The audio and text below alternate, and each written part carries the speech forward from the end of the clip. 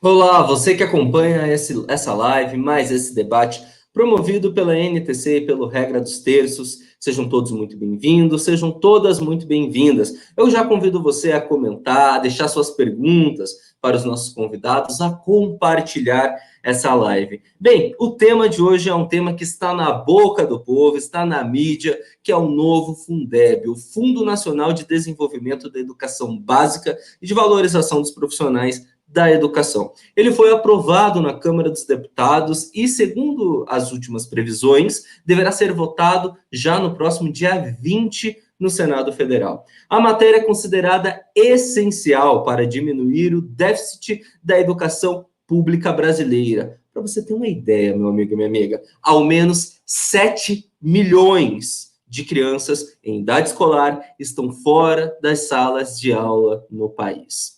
É para debater esse absurdo, é para debater a importância do Fundeb para mudar todo esse cenário, que a Associação Nacional dos Auditores de Controle Externo dos Tribunais de Contas da União, a NTC, em parceria aqui com regradosterços.com.br, promove este debate. Essa transmissão faz parte da programação de comemoração de 8 anos de fundação da NTC, que inclusive tá de cara nova. Ó, só um spoiler para vocês, dá uma olhada nesse site. Eu vou mostrar mais para vocês daqui a pouquinho. Fica por aqui, olha, a NTC tá de parabéns por toda a sua história, pelos 8 anos e por esse site que, se eu fosse você, eu acessava. Tenho certeza que tem muito conteúdo ali que você vai gostar demais. E os convidados de hoje são tão especiais quanto o tema, tão especiais quanto a ocasião de aniversário da NTC.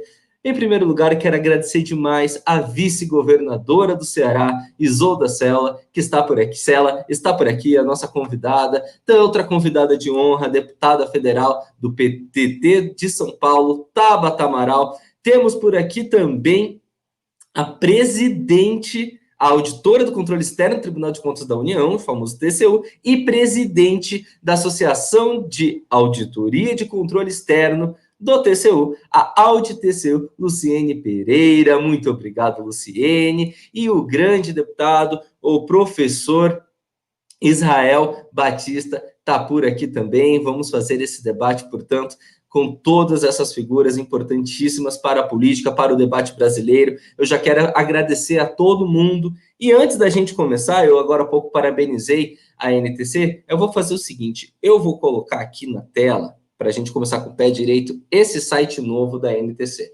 Convido todo mundo a olhar, o endereço está aí na tela, ntcbrasil.org, site que está estreando, hein, gente? Acesse agora mesmo, o link para esse site está na descrição aqui desse vídeo, dessa live no YouTube, no Facebook e também no YouTube do Regra dos Terços. Portanto, eu convido todos a acessarem o site da NTC. Mais uma vez, parabéns à associação. E vamos começar, portanto, nosso bate-papo com a governadora, vice-governadora Isolda. Vamos lá, vice. A senhora é mestre em gestão e avaliação da educação pública, né? A senhora também é especializada em educação infantil. Já foi secretária de Educação do Ceará entre 2007 e 2014. Devido a toda a sua experiência, eu gostaria de saber a importância que o Fundeb tem para a garantia e manutenção do ensino público brasileiro. A palavra é com a senhora, vice. Bom dia a todos e também a todos que nos acompanham. Para mim é uma honra participar, ter recebido esse convite para participar ao lado, né, de pessoas tão especiais e que já foram aqui bem apresentadas, a Luciene, o professor Israel, a Tabata. E, bom, eu assim, respondo isso a partir de um lugar e da possibilidade que eu tive de ter uma experiência muito, muito rica, muito intensa em secretarias de educação, né? Além da Secretaria do Estado, eu também tive, por 6 anos, numa Secretaria Municipal de Educação, em Sobral, primeiro, né, de 2001 a 2006, como secretária adjunta, metade do tempo, e depois como secretária. Então, assim, é um aprendizado realmente muito importante. Então, eu vejo que assim, essa política de financiamento, através dos fundos, né, de desenvolvimento, desde o Fundef, lá em 97, né, 98, acho que 97, o Fundef, depois a sua expansão para o Fundeb, eu acho que tem claramente, né, de forma muito evidente, tem um antes e um depois disso. Eu acho que o país começou a cumprir a sua mais básica tarefa de garantir acesso, de fazer com que as escolas realmente estivessem abertas e oferecessem vagas suficientes para as crianças e os jovens, né, muito especialmente aqueles filhos dos trabalhadores, né, aqueles que ficavam de fora de oportunidades outras que haviam, pelos óbvios motivos, com o Fundef, né, com o Fundef. A garantia de uma política estruturada de financiamento com caráter redistributivo, que deu a possibilidade de que todos os municípios brasileiros, né, desde os mais aquinhoados até aquele mais pobre, né, com mais dificuldade, tivessem ali um valor mínimo para ser investido por aluno. Não estou dizendo que é o ideal, não, que foi o ideal, que é o ideal, claro que não, mas vamos considerando que era o possível, né, aquilo já fez e faz muita diferença. Com o Fundeb, isso foi expandido, não é, porque as outras etapas do ensino fundamental, do ensino básico, né, importantíssimas, foram incluídas e nós sentimos claramente uma melhoria. A Secretaria da Educação dos estados em que a municipalização já tinha sido muito intensa com relação ao fundamental, as secretarias passavam assim apertado com relação ao financiamento do ensino médio, imagina, né? Assim, era muito pouco dinheiro e muito especialmente naquelas situações como uma boa parte dos estados do Nordeste, né, que tinham feito um movimento mais intenso de municipalização do ensino fundamental. Então, cadê o dinheiro para o ensino médio, né? Então, o Fundeb veio dar um conforto maior a isso. Lembrando que esses fundos são compostos, né, majoritariamente com recursos do próprio Estado e dos municípios. Aqueles estados mais pobres, em que os municípios têm pouca autonomia, né, de rendas, de arrecadação própria e tal, isso pesa, claro, mais para o Estado. O governo federal sempre muito tímido na sua participação, melhorou com o Fundeb, mas ainda, eu acho que uma participação muito tímida, porque não conseguia, na verdade, agregar mais recurso que não aqueles para suprir a situação dos fundos, que não conseguiam sequer alcançar o valor mínimo, né?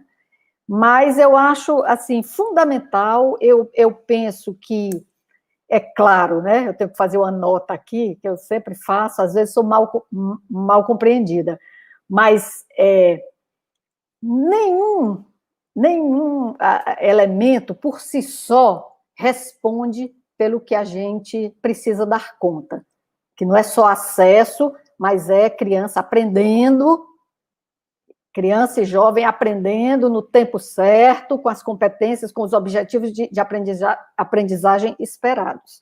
Nós precisamos dar conta disso, nós precisamos ter no nosso horizonte uma boa escola que realmente garanta a formação integral dessas crianças e jovens. Então, não é só financiamento, né? Não é só dinheiro. Quando eu digo isso, às vezes, a secretária disse que dinheiro não é importante. Não, claro que o recurso é essencial, mas nós temos que ter ali coladinho, sabe, a questão de melhorar os processos de gestão, ter foco e ter responsabilização também pelos resultados. Eu acho que é um conjunto mais sistêmico que faz com que a gente caminhe, né, de verdade em busca dessa boa escola pública. Perfeito, governadora, muito obrigado. E diante desse debate, eu acabei não me apresentando. Para quem não me conhece, só me apresentar. Meu nome é Eric Mota, sou jornalista aqui do Regra dos Terços. Obrigado pela companhia de todo mundo e desculpa minha falta de educação. Vamos lá. Alguém que entende muito de educação, e ao contrário de mim, é a deputada Tamara Tamaral. Deputada, a senhora coloca a educação pública como a principal bandeira do seu mandato, né? A educação mudou a sua vida, isso aí, para qualquer um que conhece um pouco da sua história, sabe disso. Em sua pesquisa de graduação lá em Harvard, a senhora analisou os dados de todos os municípios do Brasil. E por isso eu tenho certeza que ninguém melhor do que você para responder a essa questão específica. O substitutivo da professora Dorinha, na Câmara dos Deputados, dobrou o repasse da União para os municípios, de 10% para 20%, escalonado, né? Vai aumentando até chegar a 20%.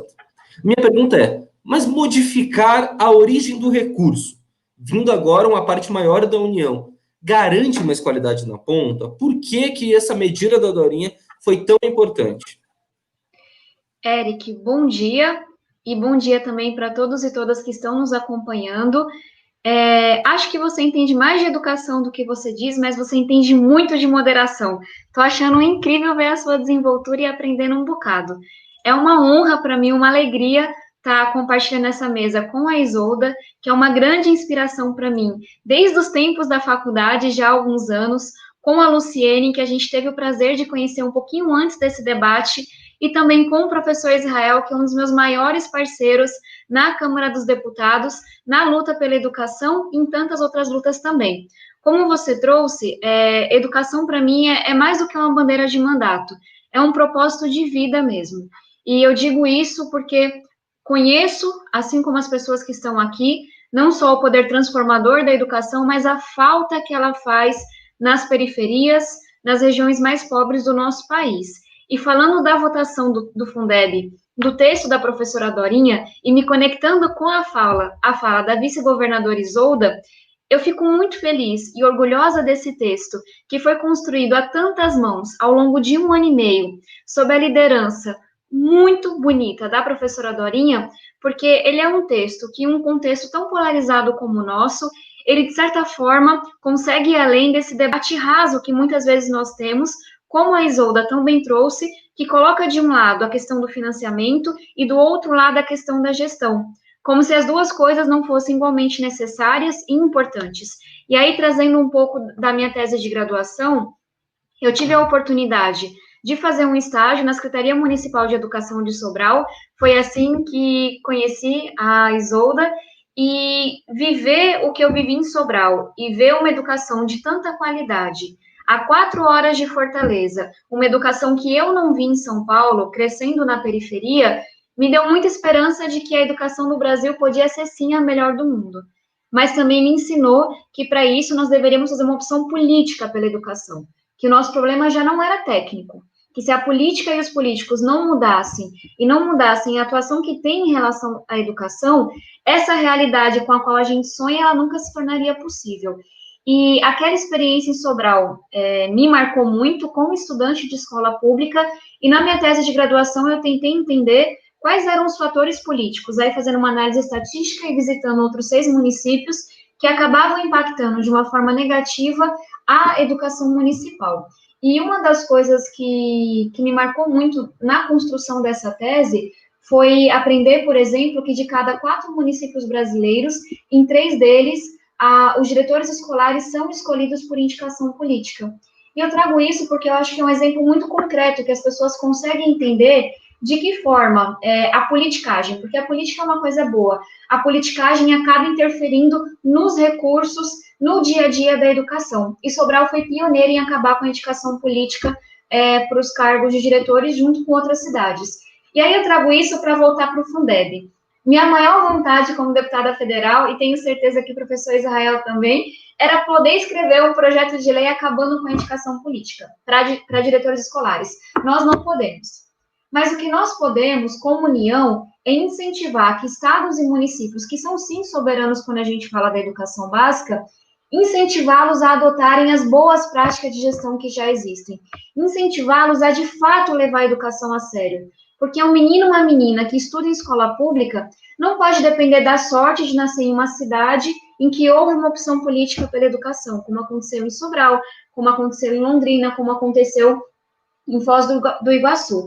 Então, o que é esse Fundeb que nós apresentamos e que nós aprovamos na Câmara e que, se Deus quiser, vai ser aprovado no Senado na próxima quarta-feira?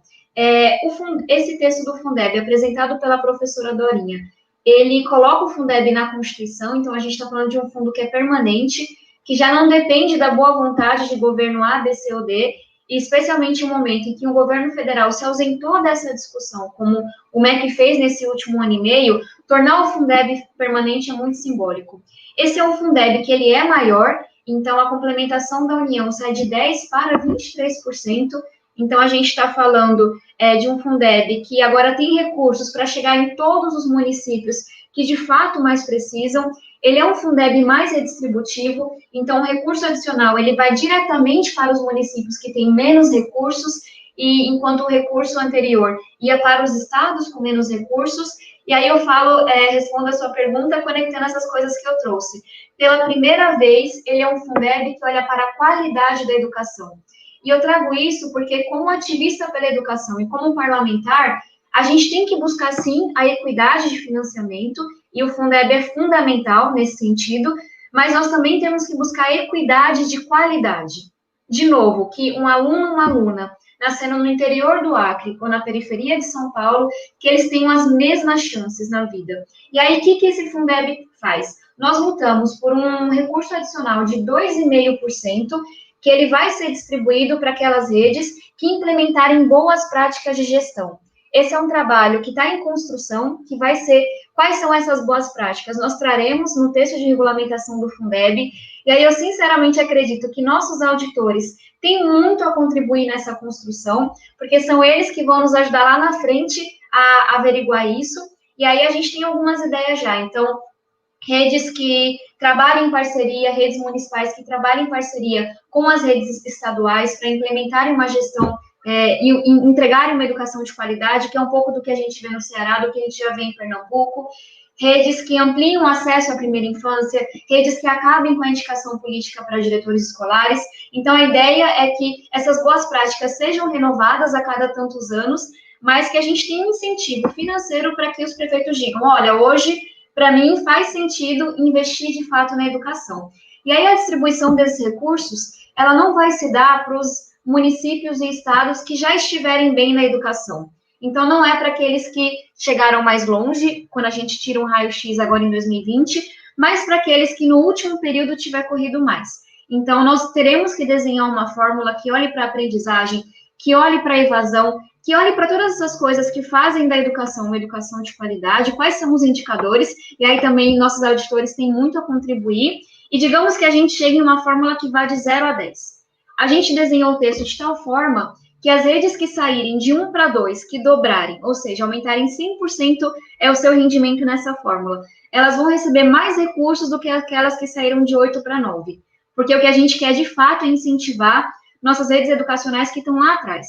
Então, para responder agora em poucas frases, eu estou tão feliz com esse texto do Fundeb, porque ele avança nas duas coisas. Ele avança no financiamento, ele avança na qualidade, e o trabalho feito pela Isolda e o trabalho feito pelo time lá em Sobral e no Ceará, com certeza foram grandes motivadores e inspiradores para a gente. Então, é isso. Perfeito, deputada. Muito... Fico lisonjeado com o seu elogio. Acabando essa live, vou baixar ela. Quando eu estiver meio triste, vou ficar ouvindo. Obrigado, deputada. Pois é, gente, a deputada agora falou para a gente sobre a importância também desse texto ser uma PEC, uma proposta de emenda à Constituição, ou seja, para quem não entende muito do assunto, ele passar a ser constitucional, precisa de uma maioria de 2/3 no mínimo do parlamento para alterar qualquer coisa dentro da Constituição. Portanto, se ele passa a fazer parte da Constituição, é muito mais difícil de modificar, traduzindo de uma maneira bem bruta mesmo, para você que está acompanhando, que não é muito chegado nesse assunto. Mas, como você pode perceber na fala da vice-governadora Isolda, na fala da Tabata, por mais que seja um assunto que parece muito técnico, ele é um assunto que impacta diretamente o nosso dia a dia. Antes de nos aprofundarmos sobre a questão da PEC, eu vou, para fechar essa rodada com chave de ouro, professor Israel, mas antes disso, eu quero parabenizar mais uma vez a NTC e chamar aqui agora a representante dos auditores fiscais. Portanto, a próxima pergunta vai para ela, que é a presidente da Associação de Auditoria e de Controle Externo do TCU, a AudTCU, Luciene Pereira. Luciene, em primeiro lugar, mais uma vez, parabenizo pelo aniversário. Quero lembrar quem está acompanhando, tem site novo, acessa agora para você ver. Vamos lá. Luciene, o Fundeb sendo aprovado, ele acarretará na necessidade de fortalecimento dos instrumentos de controle, né, acerca da adequada aplicação dos recursos educacionais. Eu gostaria de ouvir da senhora de que maneira isso tem que se dar, como que tem que acontecer esse fortalecimento dos instrumentos de controle, você que representa a AudTCU, e mais uma vez, parabéns pelo aniversário. Muito bom dia, Eric, deputada Tabata Amaral, vice-governadora Isolda, professor Israel. É uma honra muito grande participar desse evento de celebração de 8 anos de fundação da Associação Nacional dos Auditores de Controle Externo, dos 33 tribunais de contas que existem hoje no Brasil. Eu tive a honra de fundar essa associação em agosto de 2012, presidi por 4 anos e tive a felicidade de ter sucessores que levaram adiante o projeto fundamental dos auditores de controle externo, que fiscalizam o cumprimento das políticas públicas e, sem dúvida, as políticas de educação e saúde são as políticas, eu diria, mais essenciais e transformadoras do cidadão. Segurança pública também, mas se nós temos educação forte, saúde forte, a sociedade se desenvolve e nós temos índices menores de criminalidade. Então, eu aposto na educação em primeiro lugar e na saúde pública. São políticas essenciais porque elas são transformadoras e essenciais também para a economia. Então, quem acha que tem uma dicotomia entre economia e política social está enganado, eu posso dizer, porque trabalho com a política fiscal e também com a política social. Na política fiscal, a gente olha a questão do financiamento, e na política social, a gente olha financiamento, mas com uma visão voltada para a gestão. Então, isso é extremamente importante. Eu tive a oportunidade, quando ingressei no controle externo, de participar dos debates no Congresso que resultaram na Lei Complementar 141, que é um marco de gestão e também de financiamento da política de saúde. Ali tivemos oportunidade de avançarmos em aspectos que víamos o desafio na educação, na fiscalização dos mínimos de educação. Então, nós suprimos as lacunas na lei da saúde. Espero que hoje a lei da saúde ela possa ser uma fonte para que a gente possa avançar no marco regulatório da educação. Eu vejo com muita alegria o Fundeb hoje entrando para o corpo da Constituição, saindo de uma regra constitucional transitória e entrando para o corpo permanente da nossa Constituição. Isso dá estabilidade à política pública, porque 60% dos recursos do Fundeb, eles são aplicados em despesas de pessoal, isso são despesas obrigatórias e que exigem, para que a gente possa expandir a rede com segurança, a gente tem que ter um financiamento permanente. Então, eu vejo com bons olhos que o fundo entre para o corpo constitucional, com vários avanços que fazem parte de uma luta de 2 décadas que nós tivemos. Então, eu vejo com muita alegria vários aspectos que foram considerados e que o Congresso dá uma grande contribuição para a nação ao resolver muitos aspectos e muitas brechas que acabavam existindo e que resultavam no subfinanciamento da política de educação.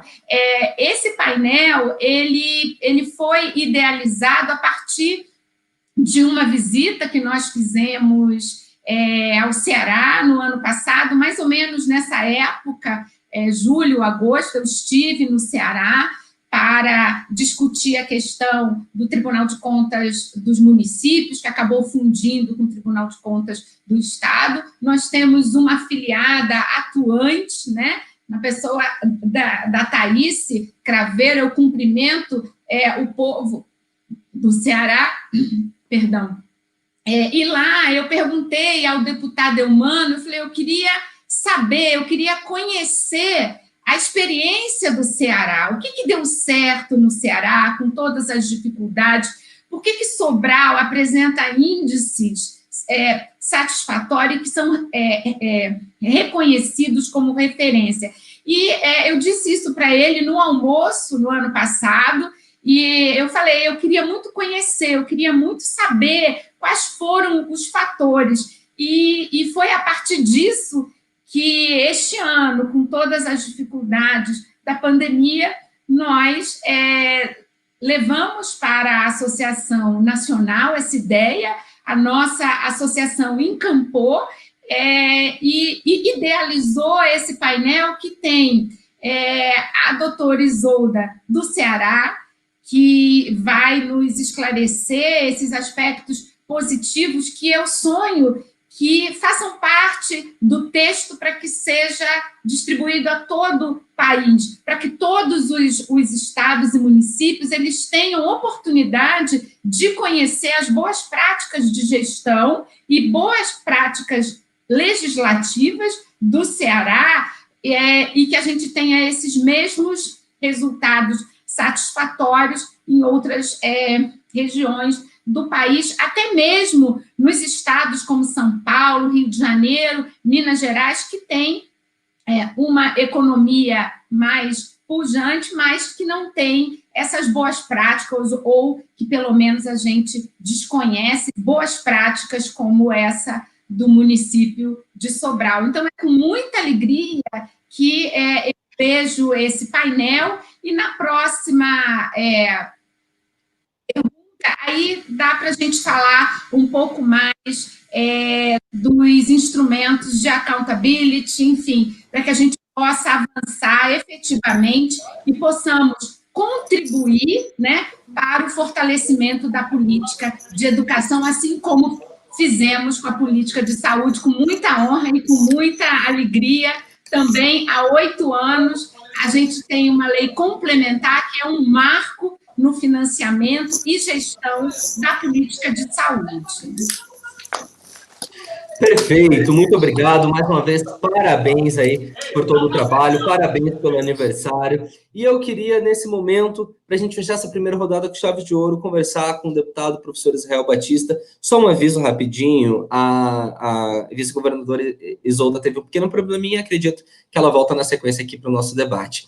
Professor Israel, para a gente fechar essa primeira rodada aqui com o pé direito, o senhor, professor, sabe na pele, viveu na pele a precária situação do sistema público de educação brasileiro, né? Eu sou uma pessoa mesmo que a minha vida toda só estudei em escolas públicas, por isso eu imagino que o senhor, como professor, a PEC do Fundeb deve ter um papel muito importante na sua carreira, inclusive como deputado. Mas eu quero saber se essa PEC, ela tira realmente o Plano Nacional de Educação do papel. O senhor acredita que o Senado deve aprovar o texto como está, ou o Senado pode promover mudanças? Mudanças são bem-vindas? São essas duas perguntinhas para o senhor nesse momento. Eric, que bom estar aqui. Estou gostando muito mesmo da sua mediação. A Tabata está certíssima, muito boa. Estar aqui com a Tabata é excelente, porque a gente trabalha o tempo inteiro juntos no Congresso e as nossas lutas são lutas sempre pela educação e por outros temas importantes. E é bom estar com a minha parceira aqui nessa nossa super live. Quero cumprimentar a Luciene também, dizer que a gente precisa fortalecer o serviço público brasileiro, o serviço público de qualidade, principalmente na ponta, faz toda a diferença. E a nossa vice-governadora Isolda, que é um exemplo para todos nós e que criou um caso de sucesso para ser copiado no Brasil inteiro. Ela participou da construção da história de sucesso de Sobral e também do Ceará, que vem apresentando excelentes evoluções nos seus índices educacionais. Bem, a pergunta é uma pergunta não muito simples, porque quando você fala do Fundeb e associa isso ao PNE, a gente precisa fazer algumas considerações.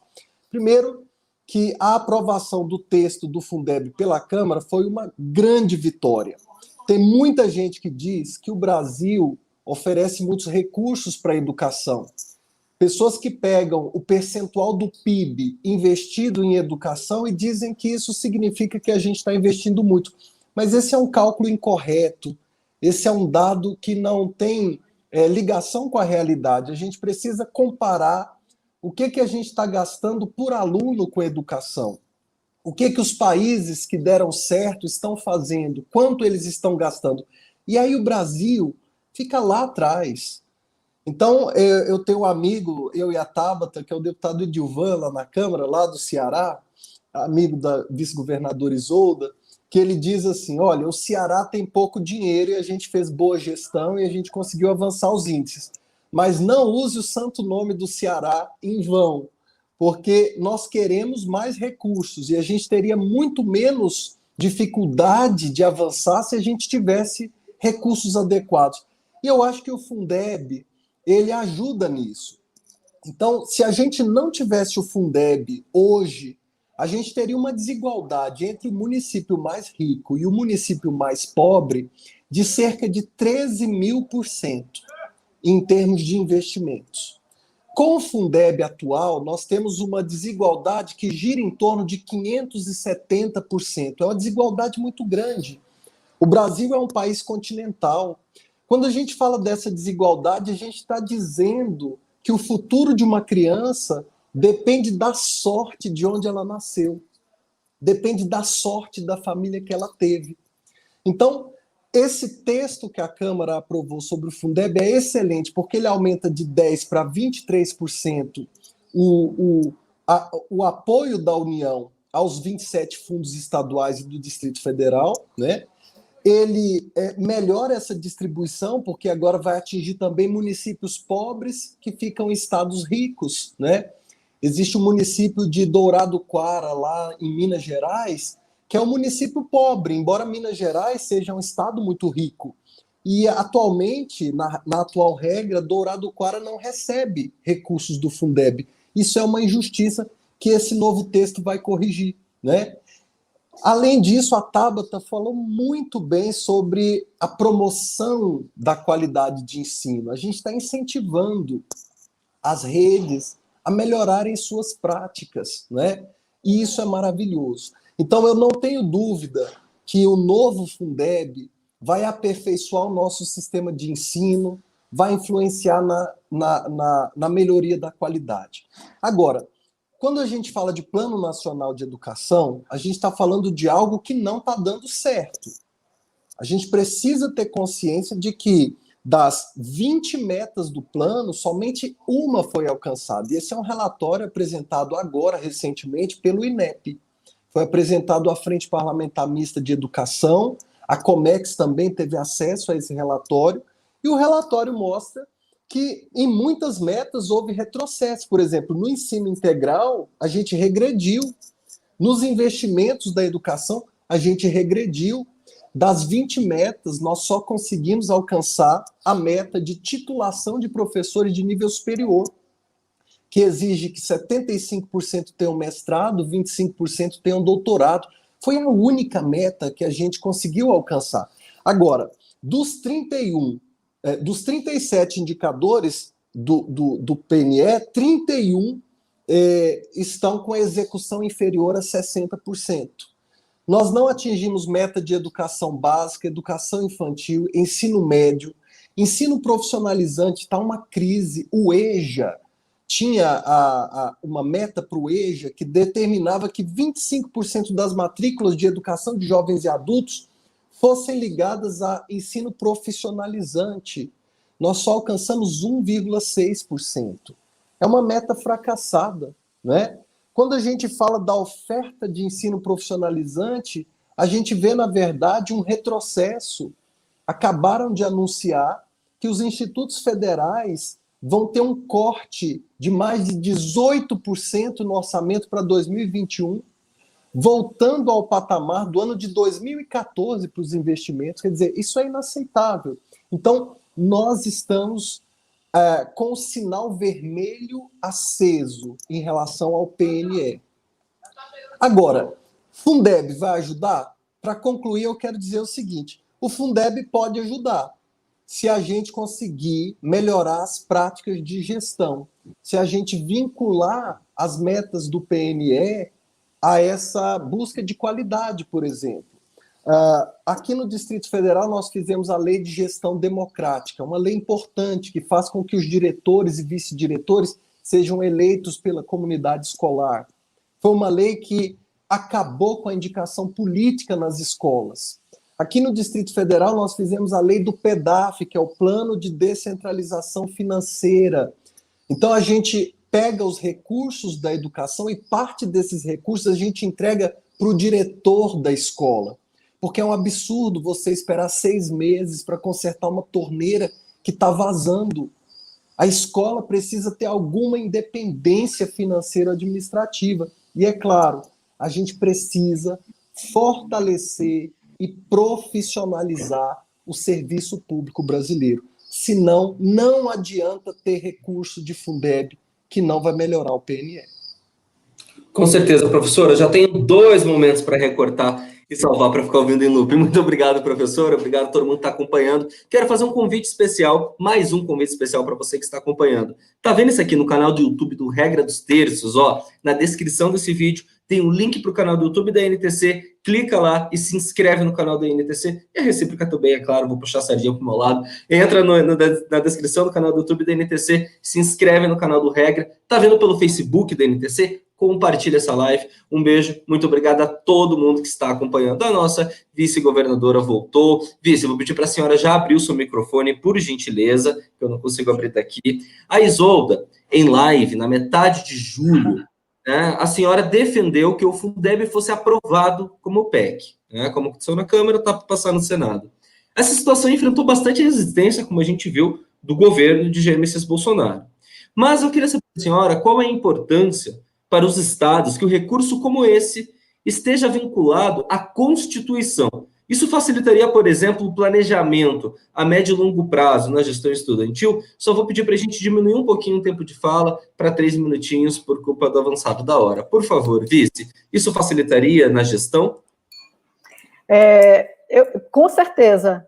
Eu outro dia usei assim, uma expressão que que eu acho que é verdadeira, pode ser assim, um pouco delicada, mas eu falei assim, que nós aqui no Brasil, o Estado, assim, a cultura política brasileira, nós não merecemos ainda confiança para pensar em desvinculação de recurso de áreas tão essenciais como a educação e, no caso, também a saúde, sabe? Eu acho absolutamente fora de propósito pensar em desvinculação. Porque quando a Tabata falou, né, de forma sempre com muita propriedade, ela falou sobre a dimensão política, né, e aquela escolha, né, que se faz por um entendimento político no sentido realmente amplo, nobre, né, da palavra. E eu penso que o Brasil ainda precisa responder melhor, sabe? Se dá importância mesmo para a educação, se acredita mesmo que a educação é um elemento que faz com que nós tenhamos melhores chances de resolver os problemas, sabe? Porque quando a gente vê mundo afora, as situações de superação que países, né, que regiões tiveram, como regra, a educação, o investimento na educação, o foco na educação, ali no primeiro ano, né, na alfabetização, como regra, isso é posto como uma dos pilares de sustentação para essas mudanças, sabe? E eu não sei por que aqui a gente ainda fica nesse sufoco, né, tão grande assim de defender de proteger o recurso que se destina à educação como se fosse facilmente passível de vamos cortar ali, corta na educação, que é o que, né, que é o mais fácil e tal. E eu acho isso, sabe, uma questão ainda que convoca o melhor do nosso sentimento de responsabilidade pelo país. E eu vejo que as redes poderem ter uma condição melhor de planejamento é fundamental, é fundamental.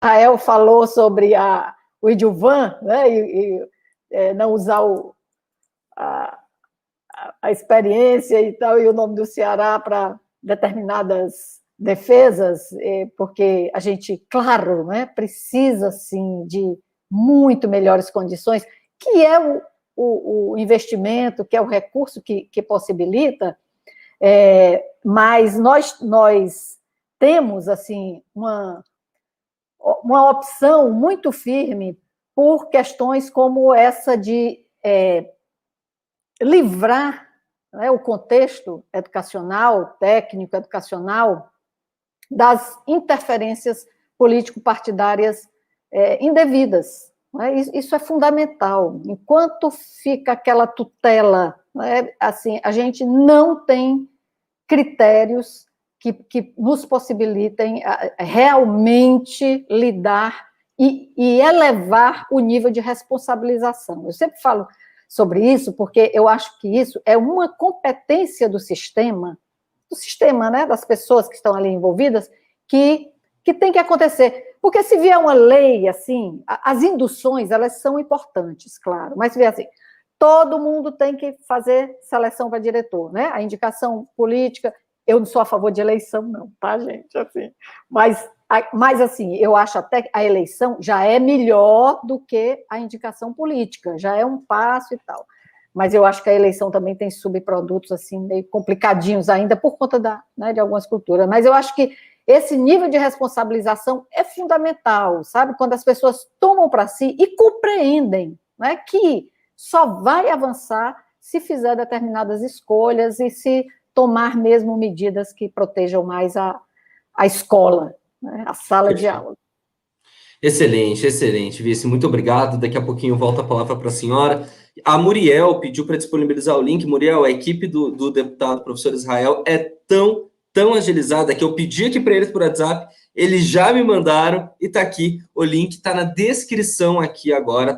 Desculpa, na descrição não. Está nos comentários das duas lives, no YouTube do Regra dos Terços e no YouTube da ANTC. Portanto, parabéns, professor Israel, porque a sua equipe, eu pedi na hora, já me mandaram, já coloquei aqui, tudo perfeito, tá aí, portanto, o pedido da nossa querida Israel, lá de Paranaguá, pertinho de onde está a minha família, atendido. Portanto, vamos seguir aqui agora, quero falar com a Luciene. Luciene, ter a destinação dos recursos descrita na Constituição pode evitar problemas como os que aconteceram em 2019? Vamos relembrar. O TCU precisou intervir para impedir que o governador do Distrito Federal, Ibanez Rocha, bancasse, com a verba do Fundo Constitucional, a previdência dos servidores de saúde e da educação.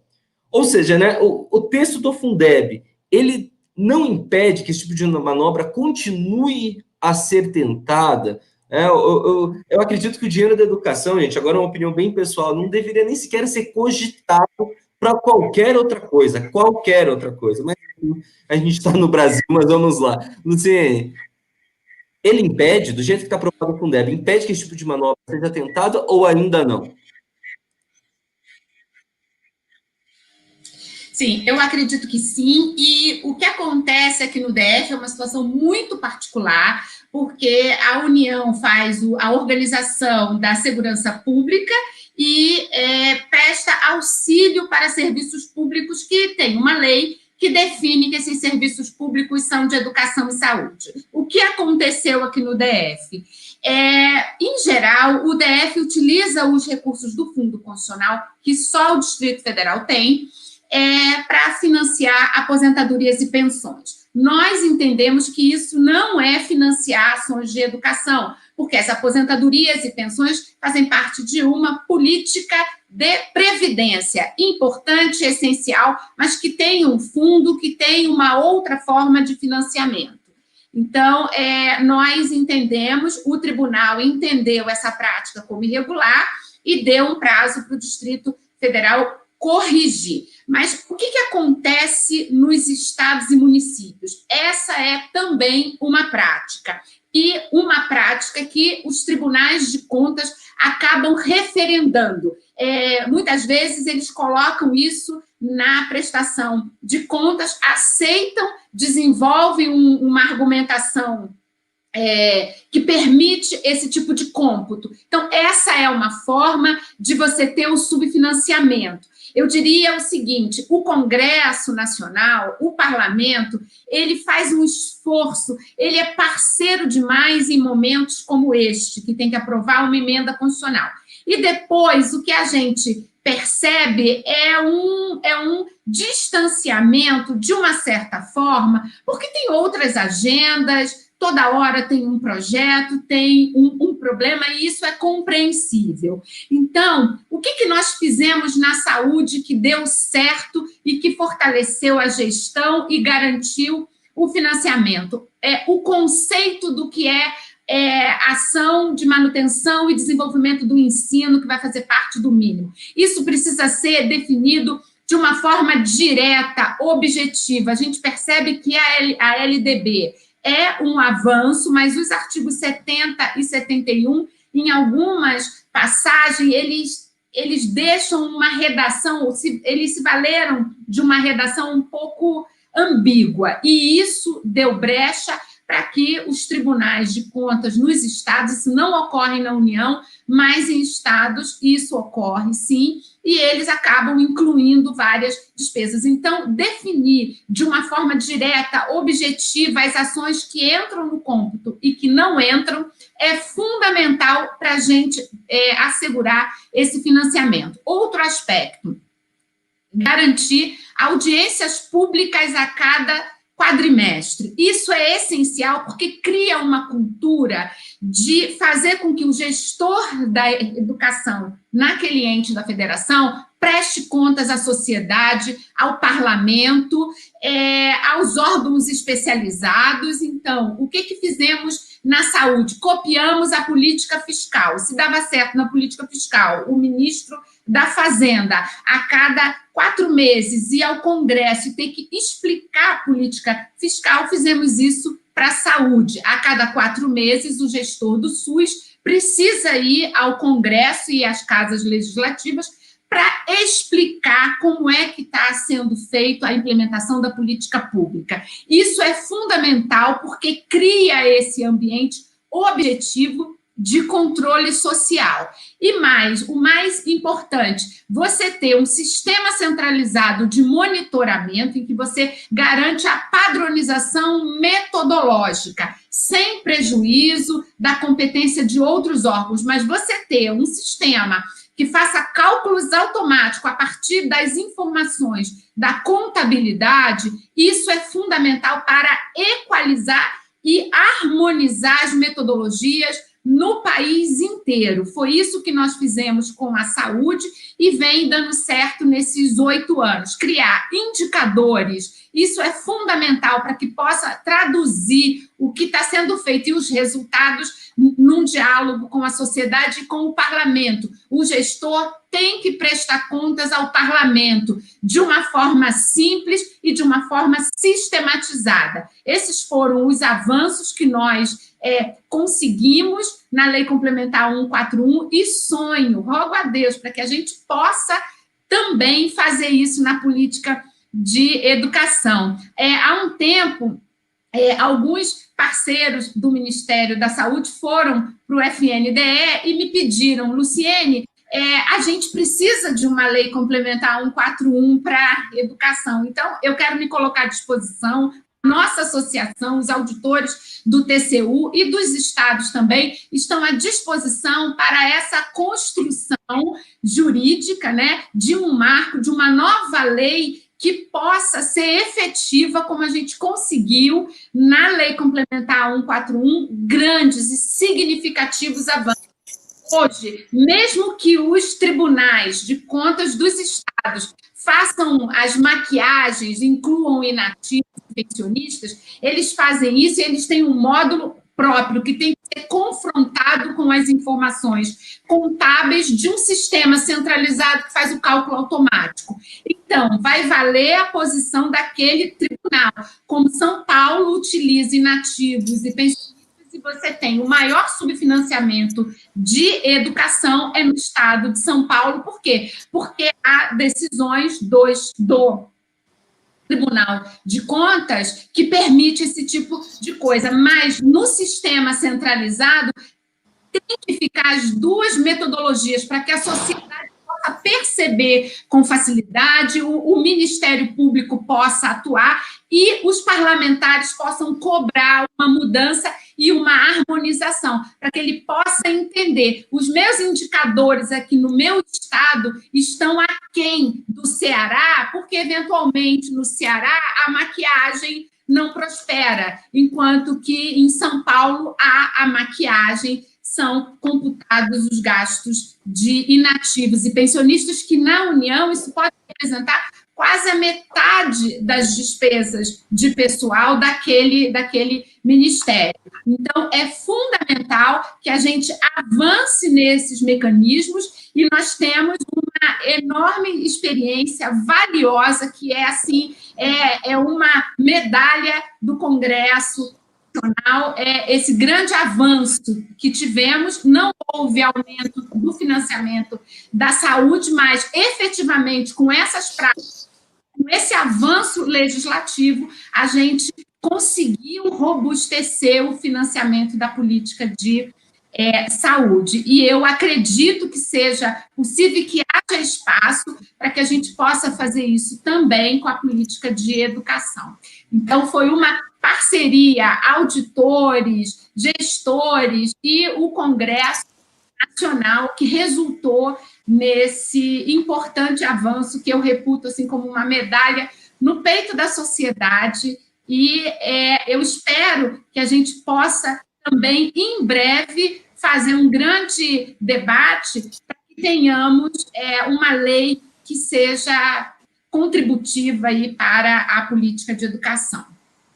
Falando em medalha, quem merece medalha é você, por essa explanação excelente. E o pessoal aqui nos comentários concorda, viu? Você foi muito elogiada, parabéns pela explanação. E você também falou, né, Luciene, sobre a importância do parlamento persistir, porque muitas vezes o parlamento aprova medidas importantes, como é esse o caso, mas depois acaba por não conseguir seguir nessa mesma linha. Aí entra a importância de mandatos como o do professor Israel, da vice Isolda, da deputada Tabata Amaral, que são mandatos focados na educação pública. Por isso, agora eu quero falar com Israel. Professor, como você está vendo a tramitação lá no Senado? Falando em parlamento, você acredita que o texto realmente será aprovado nesse dia 20, ou você acha que pode demorar mais tempo? Como você está vendo isso dentro do parlamento?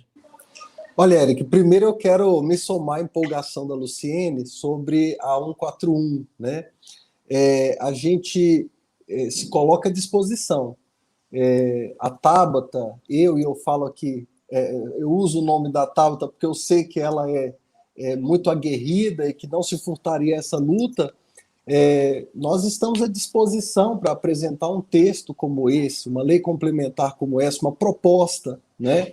Então, se vocês tiverem essas condições técnicas de ajudarem até mesmo na redação de um texto, e as nossas equipes conseguem depois lapidar esse texto e colocar para tramitar no Congresso Nacional, acho que a gente tem que ter essa iniciativa.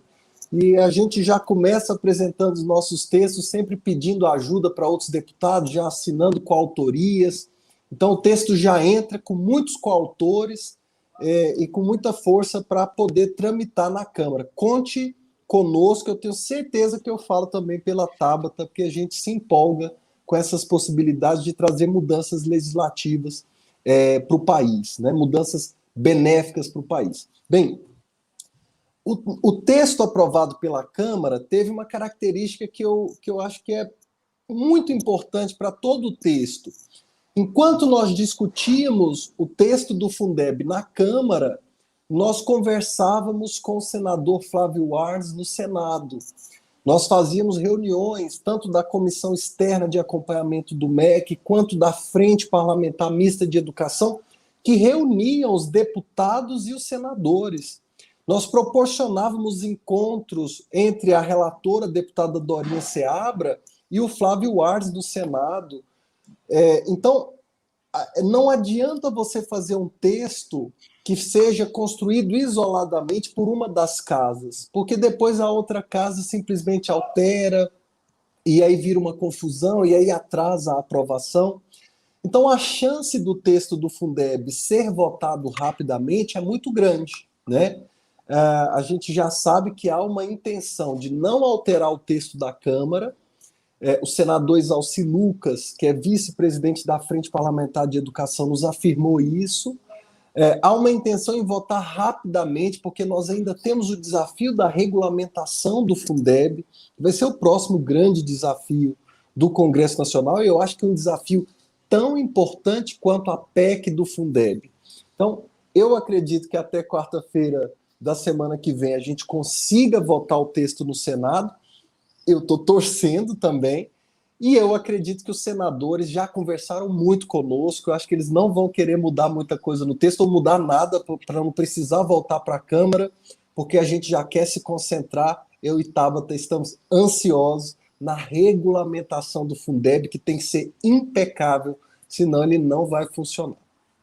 Perfeito, muito obrigado, deputado. Falando da Tabata, então, deputada, nós vimos uma forte pressão popular para a aprovação desse texto da Câmara, né? A senhora acredita que a população brasileira finalmente acordou de fato para a necessidade de cobrar a classe política da importância da educação básica brasileira? A senhora acredita que nós chegamos nesse patamar da população entender essa importância? Eric, eu acho que a gente está vivendo um momento de transição, e eu me explico. Tem uma frase que eu sempre repito, que eu ouvia muito do meu pai, porque eu acho que ela conta um pouco dessa história. Quando a gente era pequeno, eu e meu irmão estudantes de escolas públicas, meu pai falava pra gente que na época dele escola pública era coisa de rico. Com isso ele queria dizer que a gente tinha que ir para a escola sem reclamar. E nessa frase, vindo de alguém como meu pai, que não completou o ensino fundamental, o que ele estava contando é uma história que a gente viu acontecer no Brasil nos últimos 20 anos. A escola pública não era para todos. E a grande batalha que foi vencida nas últimas décadas foi a de acesso. E a batalha que nós temos agora é a de qualidade, que é uma batalha mais difícil, mas também muito importante. Então, tem uma pesquisa que, para mim, é muito simbólica do Brasil, em que se pergunta para as pessoas qual a opinião delas sobre a escola pública. E elas sempre vão dizer, em sua grande maioria, a educação pública do Brasil é ruim, mas a qualidade da escola do meu filho é boa. E aí a matemática não consegue explicar isso, né? Então, por quê? A geração passada lutou por escolas. Então, a gente vê, inclusive na política, essa valorização de se entregar a obra, se entregar a escola, porque essa era a demanda. Já as nossas gerações, a luta é diferente, porque nós somos parte da primeira geração que está saindo da escola, ainda não são todos, temos um problema gigantesco de evasão no ensino médio, mas que está saindo da escola e que vê que não é suficiente. Que um aluno que se forma de uma escola pública mediana, ele não tem uma vaga garantida em uma universidade pública, ele não tem uma vaga de emprego garantida. Então, a demanda por qualidade, ela começa a tomar conta do debate público.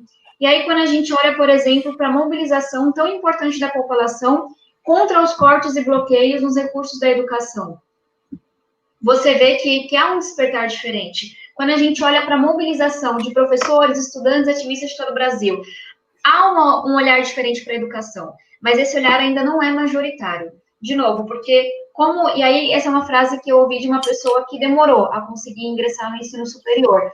Como que eu ia valorizar a educação, sendo que eu nunca tinha tido uma educação de qualidade? Eu não conhecia o que era essa tal de educação de que você tanto fala. Então, eu boto muita fé nessas gerações que estão chegando agora, pela força, pelo ânimo, pela vontade, mas também porque sabem que só ir à escola não é suficiente, que foi a luta dos meus pais. Então, eu acredito que isso está mudando. Educação ainda não é prioridade no Brasil, não é a educação que vai fazer você votar em presidente A, B, C ou D, nem no vereador A, B, C ou D. Isso para mim está muito claro, como alguém que foi candidata e que hoje é deputada federal. Mas eu acredito que isso está mudando. E uma coisa que eu sempre brinco, temos eleições municipais esse ano. Se o seu candidato a prefeito, prefeita, vereador ou vereadora não souberem o que é o Fundeb, pode eliminar. É uma boa pergunta para a gente começar essa seleção. Pois é, a educação acaba entrando na esteira da corrupção. Muitas pessoas, todo mundo diz ser contra a corrupção, mas acaba votando em políticos que têm históricos de corrupção. Acaba entrando na educação. Todo mundo fala, eu valorizo a educação, eu quero educação, mas se um político investe apenas na educação, no caso de uma prefeitura, eu vi isso acontecer na cidade onde eu morei por muito tempo, Curitiba. Hoje deputado federal Fruit investiu bastante na educação básica de Curitiba, mas nós sabemos, investimento em educação demora muito para trazer o resultado, então as pessoas não continuam voltando, né, para a prefeitura, no caso, na gestão ali, nessa mesma pessoa. Muito obrigado pela explanação. Aproveitando, 1 minutinho para cada um, deputada, suas considerações finais. Talvez olhar para essa pandemia. A gente está vivendo um momento muito desafiador do Brasil, uma pandemia que expõe, escancara e aprofunda nossas desigualdades, nossas mazelas, e eu tenho uma preocupação gigantesca com a nossa educação.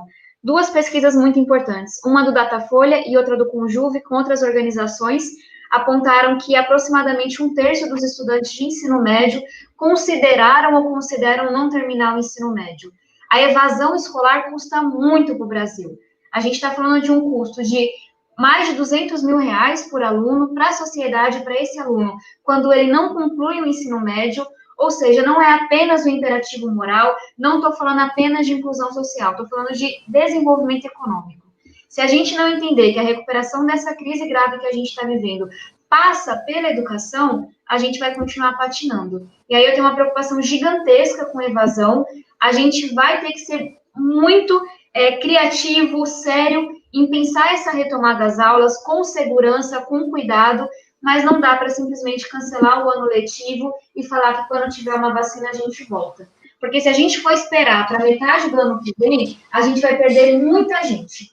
E essa é a minha maior preocupação hoje em dia. Então, para não terminar com um tom talvez preocupado que eu estou, dizer que cabe a cada um de nós priorizar a educação e fazer com que ela deixe de ser um discurso, mas que de fato seja um motor de desenvolvimento. E aí talvez uma última frase, que para mim é muito verdade, é muito constante: o nosso Brasil só vai ser desenvolvido, justo e ético no dia que nós tivermos uma educação de qualidade para todos. E com isso, agradeço demais o convite. Foi uma honra estar aqui com cada um, com cada uma. Espero que esse diálogo continue e que nossos auditores cada vez mais se debrucem sobre o problema da educação, para que sejam parte ainda mais da construção dessa solução. Que assim seja, deputada, que assim seja. Professor Israel, suas considerações finais, 1 minutinho. Nós precisamos ficar atentos nesse momento para evitar um discurso de que a educação não é uma emergência e que por isso a gente precisa dar mais atenção a outros assuntos.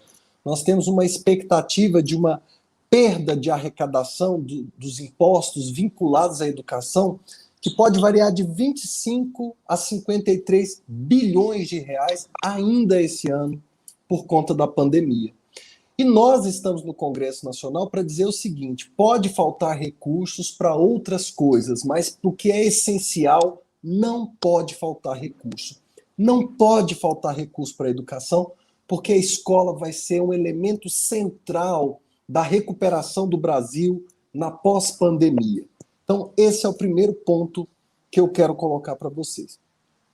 Outro ponto que eu quero deixar claro é que nós precisamos também cobrar do governo brasileiro, do governo federal, do Ministério da Educação, que tenha uma postura mais proativa em relação à crise educacional que o Brasil está vivendo e que se aprofunda cada vez mais conforme a pandemia avança. O Ministério da Educação sofreu um apagão e a sociedade brasileira precisa se mobilizar contra esse apagão.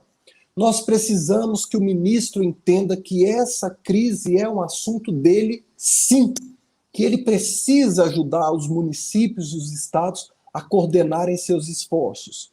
Que o Ministério precisa, sim, achar uma solução para oferecer educação remota.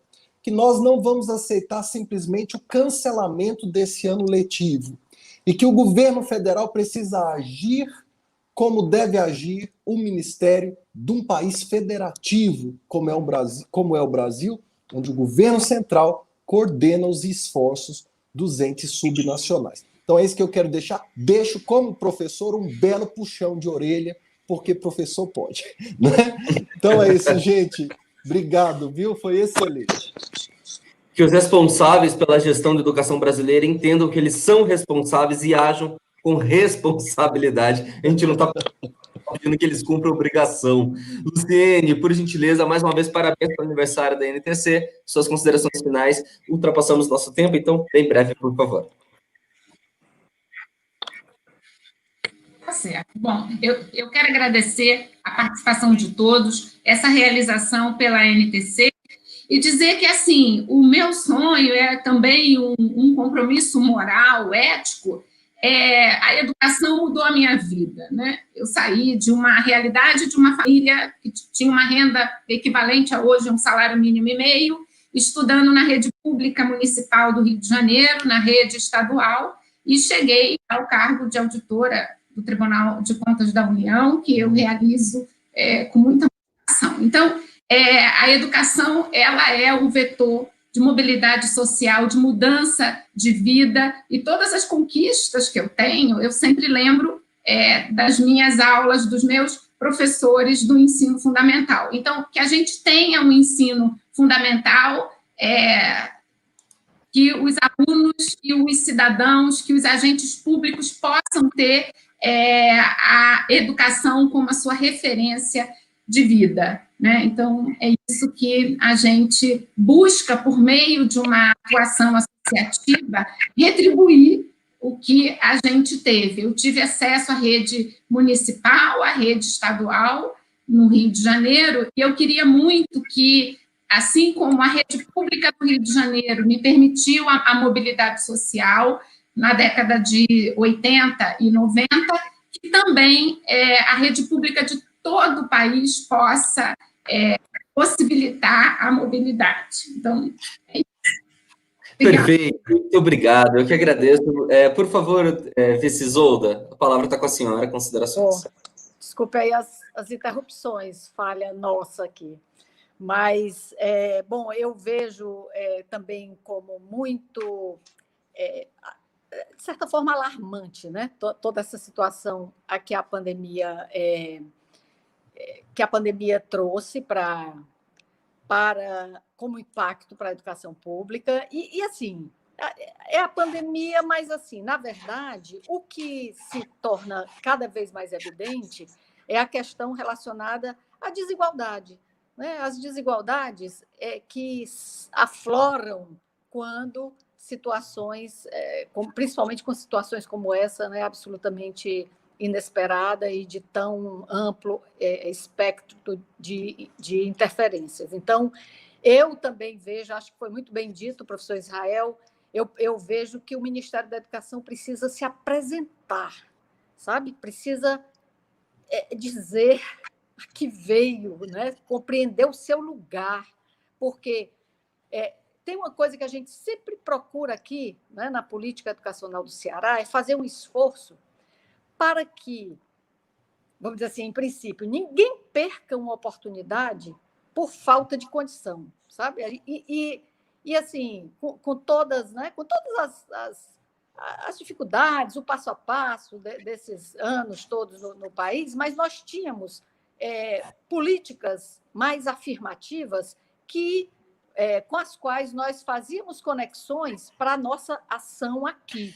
O Enem é uma delas e outras tantas. Né? Então, a gente precisa que o governo federal, através do Ministério da Educação, possa fazer a parte que lhe cabe, porque isso faz com que os estados e os municípios possam também atuar de forma muito mais eficaz. E, no mais, eu quero, mais uma vez, agradecer a esse convite da NTC, e agradecer essa oportunidade de estar aqui, né, com pessoas. É muito bom, né, ver pessoas como a Tabata, como o Israel, né, nessa linha de frente, no parlamento, com essa condição, com essa qualidade, com esse compromisso, assim também como a Luciene, a doutora Luciene, a auditora, né, que com essa visão também ampla relacionada ao papel do controle, né, e de como pode haver uma presença maior de indução de qualidade nisso também, e a sua